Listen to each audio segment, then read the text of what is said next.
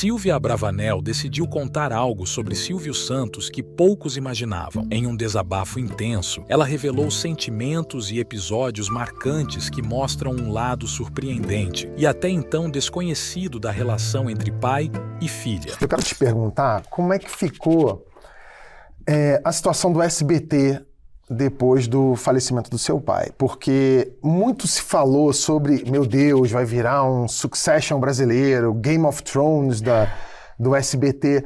Como é que ficou?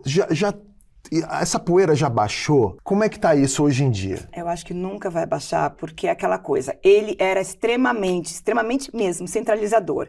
De repente, o 1 virou 7, sabe? Aquela multiplicação, né? Foi os Goonies, assim, a gente molhou a gente, assim... Os Gremlins, né? Os Gremlins, não os Goonies, os Gremlins. E, de repente, assim, 7 cabeças pensantes, 7 pessoas com gênio e personalidade forte, e, assim, cada uma querendo ir para um lado. Já tem também a centralizadora, que já estava há muito tempo, que é a Renata, que é a presidente da holding, que já estava há muito tempo, que a gente nomeou a Renata, que é a número 6, para ser o quê?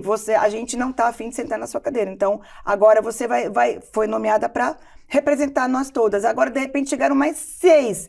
Então, ela que já estava ali, tipo, peraí, agora a gente vai ter que dividir, você vai ter que compartilhar com a gente. Então, a gente está se ajustando ainda para ficar tudo linear. É muito pouco tempo para a gente poder falar assim, não, agora está tudo já ajustado. Eu acho que é uma coisa que vai levar muito tempo ainda até realmente a gente chegar no topo da cadeia alimentar, que é onde ele estava, sabe? Sim. Então ainda a gente está se ajustando, muitas reuniões, muita coisa ainda para acontecer, muitos ajustes, muita coisa ainda deu certo, não deu, faz aqui, faz ali, mas a gente está todo mundo assim. Tem as duas que são a cabeça, que é a Daniela e a Renata, e a gente fazendo o background dela.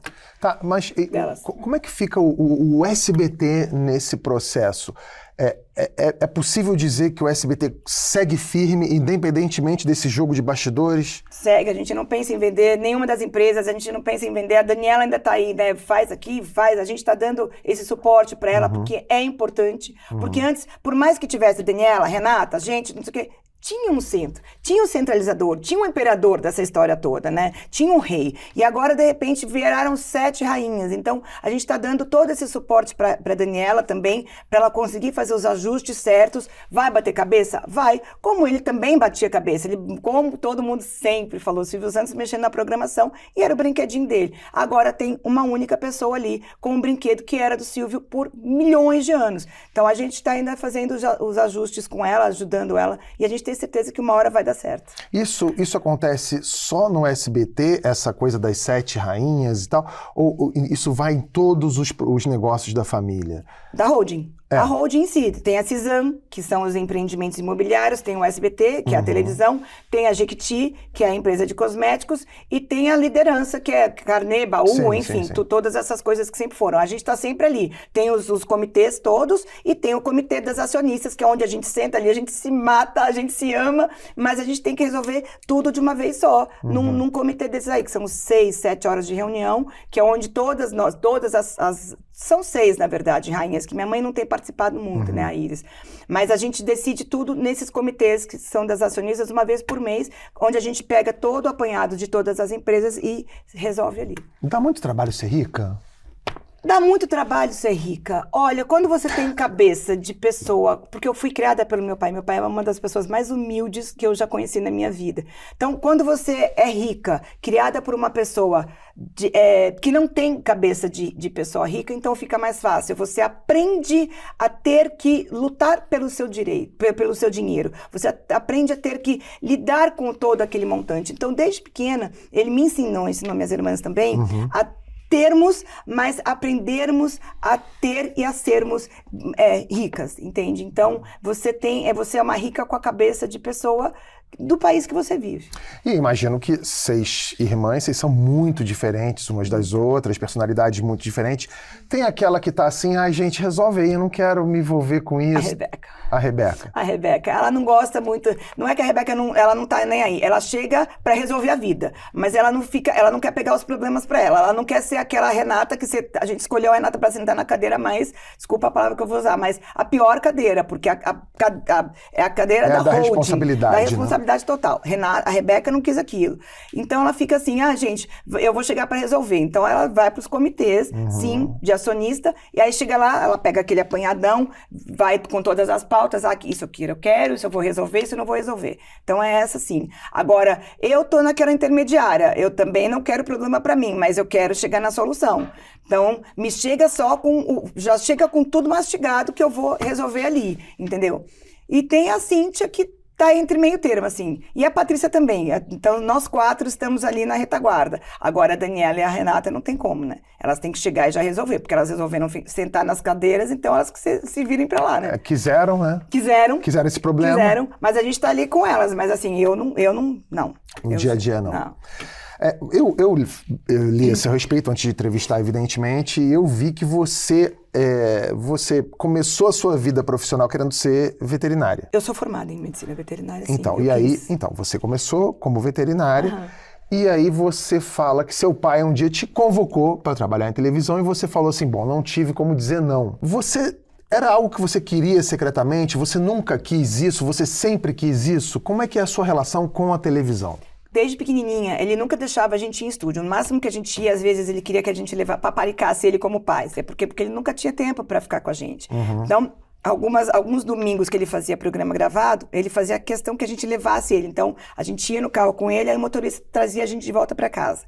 Então, ele nunca quis a gente em ambiente de televisão. Nunca deixou a gente frequentar estúdio, nada, zero. Quando ele veio com esse convite, eu tinha 15 para 16 anos, ele veio com esse convite para eu trabalhar com ele.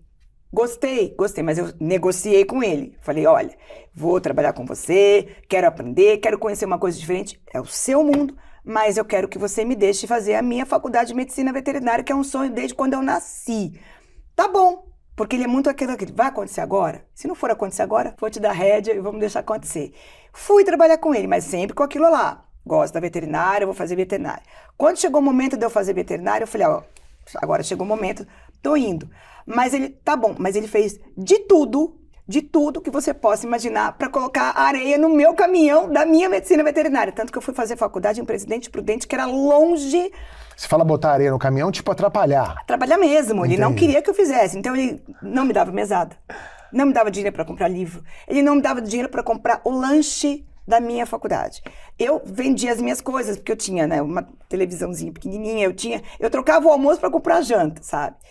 Então, mas eu sempre fui muito incisiva no que eu queria. Eu sou ariana, então eu sempre falava para ele, eu quero e eu vou. Por mais que ele estivesse lá degladiando, fazendo com que aquilo não fosse acontecer, eu batia de frente com ele, batia de corajosa, tá? Porque ele que pagava minha faculdade.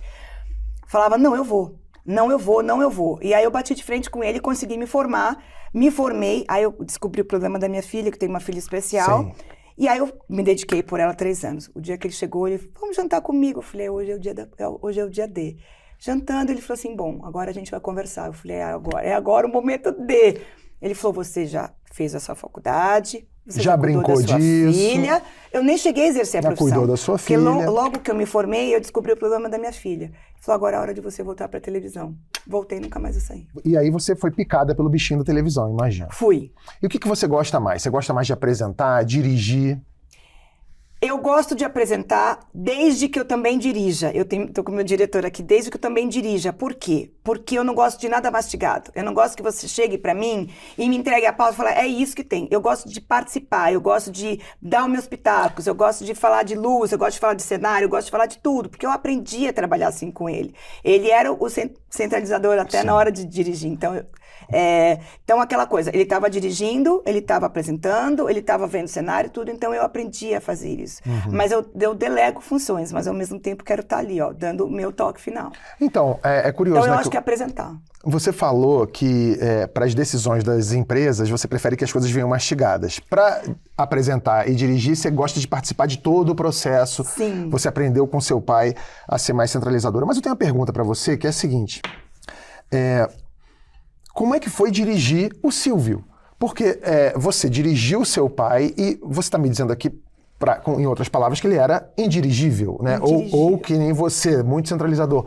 Como é que o que faz um diretor para dirigir alguém como o Silvio Santos ou para dirigir alguém como você? Quando você tinha bons argumentos, o Silvio Santos era negociável. Então, eu aprendi a ter bons argumentos. Então, eu falava, você me colocou aqui na função de te dirigir, certo? Você é uma pessoa indirigível, como você falou. Só que você vai ter que me dar e respeitar o meu profissional. Você vai ter que respeitar a maneira como eu vou te dirigir. Então, era assim. Eu deixava ele ir até certo ponto. Quando eu via que estava atrapalhando o ponto aonde ele ia ultrapassar, que ia chegar em mim, eu falava, não, peraí, não é assim, é assado. Eu tenho uma Bíblia, eu tenho que respeitar essa Bíblia, porque às vezes vinham os programas pra gente de fora, o Roda Roda, por exemplo, que eu dirigi por 12 anos, o Silvio Santos. Eu tinha regras da emissora que me cedeu o programa, então eu tinha que seguir aquelas regras. Sim. Quando ele tentava dar uma burlada Brasil de ser, eu falava, não, peraí, eu tenho que pedir autorização, porque senão eles tiravam o programa do ar, então eu tinha que fazer ele entender isso. Então, às vezes eu deixava ele dar aquela ultrapassada, deixar fazer o jeitinho que ele queria, mas eu falava, não, isso não pode, seu Silvio. Aí ele voltava atrás e retrocedia. Você tratava ele como seu Silvio? Seu Silvio. Que foi a maneira que eu separei a profissional da filha. Porque isso começou a atrapalhar muito a gente também. Que ele me tratava como filha na frente de profissional. Misturava. Eu comecei a pegar um certo ódio do meu pai, assim, até Deus me perdoe, porque, gente, ele era muito... Ele me tratava como filha, onde ele tinha que respeitar meu profissional. Se ele me colocou ali para ser diretor, ou para ser... diretora dele. Produtor, diretor. Então, ele que respeitasse o meu profissional como ele respeitava de todo mundo. Então, eu comecei a chamar ele de seu Silvio, para ele saber, não, aqui quem tá é a minha diretora, é a minha funcionária. Porque eu queria que eu obriguei ele a me tratar como funcionário da porta para dentro do SBT, para separar essa coisa de filha, bronca você me dá das 6 horas da tarde em diante em casa, e aqui você vai me tratar como funcionário, como todo mundo. É meio delicado isso, né? Porque você é filha dele até chegar no estúdio. Chega no estúdio, você vira produtora ou diretora e ele Eu era filha dele até chegar no SBT. Subiu aquela rampa do SBT, eu já passei essa funcionária. Então eu exigi que ele me tratasse assim. E o nosso relacionamento melhorou dali pra frente. E já aconteceu de vocês quebrarem o pau profissionalmente, tipo a diretora e a produtora, e aí desceu a rampa e fala, ai pai, que saudade. Dentro do camarim, sim. A gente, porque ele nunca... às vezes ele me dava bronca, sim, porque ele não tinha filtro, né? Ele dava bronca em você, com o microfone aberto. Se cortasse o microfone dele, lascou-se. Então ele dava bronca mesmo, chamava a atenção, e eu abaixava a minha orelha. Aí depois ele via que ele estava errado, ele voltava atrás, assim. Ele era muito, muito assim, sabe? Nunca era de pedir desculpa, não, mas ele voltava atrás. E muitas vezes ele me chamava pro camarim, a gente conversava ali, que eu falava, poxa, não é assim, é assado. Mas eu tinha que ter bons argumentos, plausíveis, porque você não podia ter, posso, você tinha que falar, eu quero, eu vou, eu posso, talvez, não era a palavra para ele montava em cima, agora eu posso, eu vou, ele te respeitava, mas sim, já teve sim. Eu tive com teu pai uma vez só num programa dele, eu tenho até hoje 2 aviãozinhos. Guardou? Guardei, tenho lá até hoje. 2 aviãozinhos, e eu fiquei muito surpreso de ver como é que aqueles aviãozinhos eram produzidos, feitos, né? Porque tinha um senhorzinho lá. E ele fazia gaivotinha e botava um durex. Eu tenho 2 até hoje. Pra ficar, a aerodinâmica dele ficar boa pra ele poder voar, né? Nossa, impressionante. Estão lá até hoje, lá na minha estante. E ele tinha vários aqui no bolso. Tinha, né? Monte, Vem cá, você acha que a televisão tem futuro ainda? Tem. Tem, né? Tem. Desde que as pessoas entendam o que é televisão e não misturem televisão com internet. Porque um mundo é um mundo, outro mundo é outro mundo. Não adianta querer colocar o que você vê, o que você faz, o que você tem liberdade de fazer na internet, você colocar isso pra televisão. Porque televisão é um mundo mais fechado. Eu sou da época que televisão era televisão. Você tinha que dar audiência, porque se você é cantor, você tinha que dar audiência cantando. Não tinha aquela coisa de, eu vou colocar Pro Tools, não sei o quê. Porque era você e o seu microfone e a sua banda ali. Então, eu sou dessa época que, mesmo gravado, o programa tinha que ser ao vivo. Hoje em dia, você inventa qualquer coisa, você cria qualquer coisa, você faz qualquer coisa. Então, se as pessoas souberem separar essa coisa de internet, televisão, a coisa vai fluir bem. E televisão ao vivo. Mas a televisão... Mas é que você não acredita... Você acredita num processo de convergência, talvez? Porque... Você vê que a TV hoje, ela é muito influenciada e guiada pelo que acontece na internet. Às vezes eu acho até demais. Eu sou uma pessoa que já trabalhei em TV, trabalho em TV, mas também venho da internet. E às vezes eu vejo que algumas pautas de programas de TV são guiados pelo que está acontecendo no trending topic do X ou do Twitter, e você desce na padaria e ninguém está nem aí para o que está no trending topics do X ou do Twitter. Isso. Então, assim, eu acho que tem uma influência muito grande. Por outro lado, você vê também que essas redes, elas ainda sofrem uma influência muito grande do que passa na TV. O que acontece num reality show, ou num telejornal, ou numa novela, você tá lá, as pessoas estão debatendo sobre isso incessantemente nas redes sociais ou criando memes a respeito disso.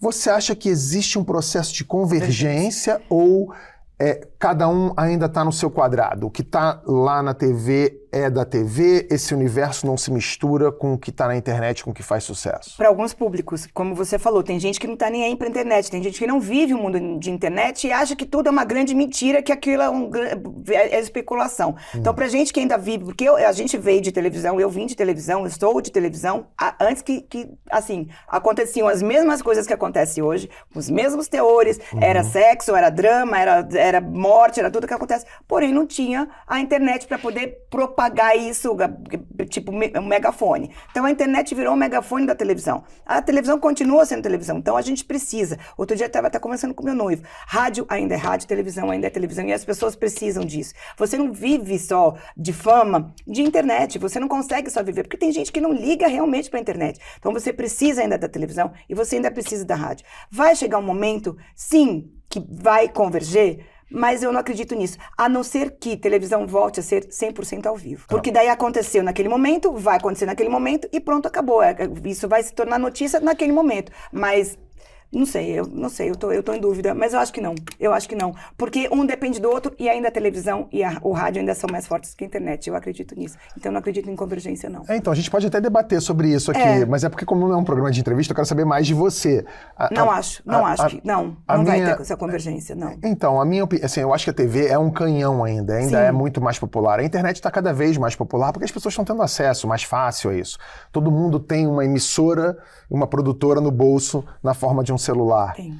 Mas porque tem gente que tá lá no Iapoca, lá no Chuí, lá no fim do mundo, não sei o que tem uma televisãozinha, mas não tem uma internet. Então ainda chega, o que tiver que chegar, nós chegamos na casa de pessoas que a gente nem imagina, a gente que trabalha com televisão, que a gente nem imagina, e essa pessoa não tem um celular, não tem uma internet, não tem um computador, não tem um note, não sei o quê. Então a televisão ainda é mais forte. E tem a forma, né? A televisão é uma lareira dentro de casa, né? É para consumo, às vezes, coletivo. Então, a questão de eventos é muito importante. De tudo, as né? pessoas veem séries, produtos Filmes, mais longos. Desenhos, televisão, exatamente. Novela, tudo. A internet é o consumo particular próprio e tal. Valeu por acompanhar até aqui. Se curtiu o papo, deixa seu like, se inscreve e ativa o sininho para não perder os próximos vídeos. Até a próxima!